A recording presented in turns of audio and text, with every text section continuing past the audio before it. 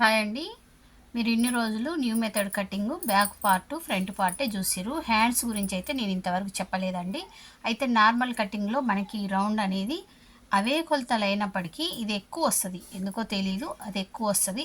దానివల్లనేమో కొంచెం normal కటింగ్లో loose, హ్యాండ్లో loose, ఇందులో లూజ్ అనేది వస్తుంది. కానీ ఈ కటింగ్లో మాత్రం ఇప్పుడు చూడండి, మనకి ఎంత కావాలో అంతే వస్తుంది అనమాట.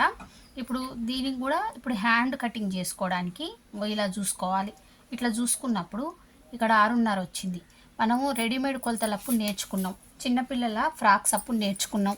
చూడండి, వాళ్ళ చంకర ఉండు 3.5 ఉంటే ప్లస్ 1.5 కలపాలి రెడీమేడ్ కొలతల ప్రకారం.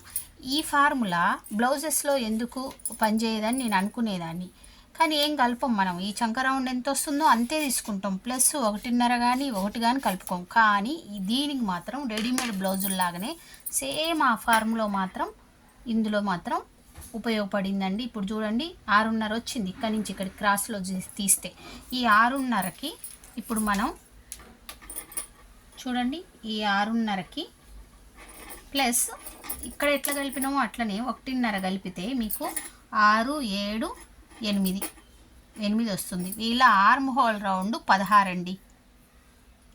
16 అంటే మీకు ఎంత వచ్చింది? ఇటు 8 అటు 8, 16 వచ్చింది. చూసారా ఎంత కరెక్ట్గా వచ్చిందో?